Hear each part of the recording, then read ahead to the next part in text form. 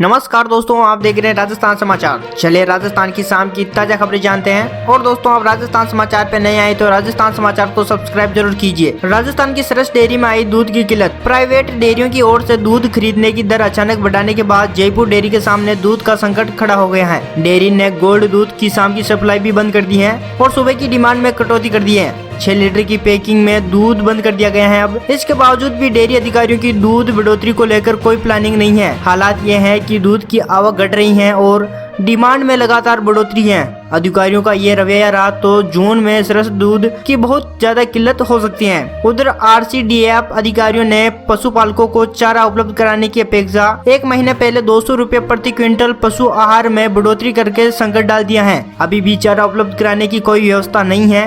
इसी वजह से पशुपालकों के सामने चारा संकट खड़ा हो गया है, इसीलिए ये दूध की किल्लत आ रही है। चलिए अगली अपडेट जानते हैं। बेटी की शादी में वरदान साबित हुई मुख्यमंत्री कन्यादान योजना। राज्य सरकार की मुख्यमंत्री कन्यादान योजना गरीब और कमजोर वर्ग के परिवारों की बेटियों में शादी में काफी मददगार साबित हो रही है। गौरतलब है कि मुख्यमंत्री कन्यादान योजना के अंतर्गत अनुसूचित जनजाति, अल्पसंख्यक, सामान्य वर्ग के BPL परिवार, निराश्रित पेंशन प्राप्त विधवा माँ की बेटी, दिव्यांगजन माता पिता की बेटी, पालनहार योजना का लाभ लेने वाले परिवार की बेटी और राज्य स्तर पर मेडल प्राप्त करने वाली महिलाओं को CM के विवाह पर सामाजिक न्याय एवं आधिकारिक विभाग की ओर से 21,000 से लेकर 51,000 रूपए की आर्थिक सहायता दी जाती है। मुख्यमंत्री कन्यादान योजना के अंतर्गत शादी के 6 महीने के अंदर ही आपको ई-मित्र के माध्यम से ऑनलाइन आवेदन किया जाता है, जिसमें मूल निवास प्रमाण पत्र, BPL प्रमाण पत्र, शपथ पत्र, विवाह प्रमाण पत्र और राशन कार्ड, जन्म प्रमाण पत्र और शैक्षणिक योग्यता के दस्तावेज आदि लगाए जाते हैं। बाद में आपकी शादी होती है तब आपको 21,000 से लेकर 51,000 की राशि दी जाती है। चलिए अगली अपडेट जानते हैं। राजस्थान सरकार ने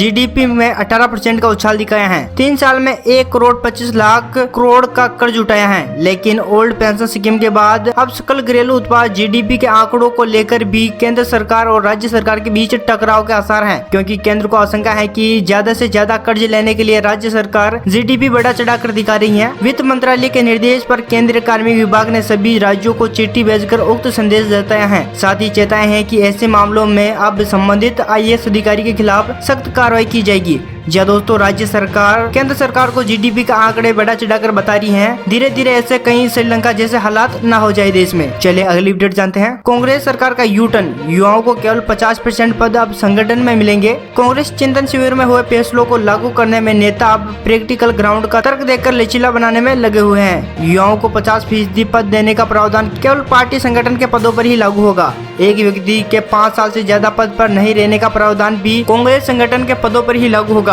सरकार में इसका प्रावधान लागू नहीं होगा। कांग्रेस चिंतन शिविर के फैसलों को लागू करने के लिए दिल्ली में कांग्रेस के महासचिव और वरिष्ठ नेताओं की बैठक के बाद दोनों मुद्दों पर स्थिति साफ की गई है। कांग्रेस सरकार में मुख्यमंत्री से लेकर मंत्री लगातार पदों पर रह सकते हैं, लेकिन राजस्थान में कांग्रेस के छोटे छोटे पदों पर जैसे जिला प्रदेश अध्यक्ष और ऐसे कई छोटे छोटे पद हैं जिस पर आप 5 साल से ज्यादा नहीं रह सकेंगे। दोस्तों, ये थी राजस्थान की शाम की ताजा अपडेट। ऐसी ही अपडेट जानने के लिए अभी राजस्थान समाचार को सब्सक्राइब। जय हिंद, जय भारत, वंदे मातरम।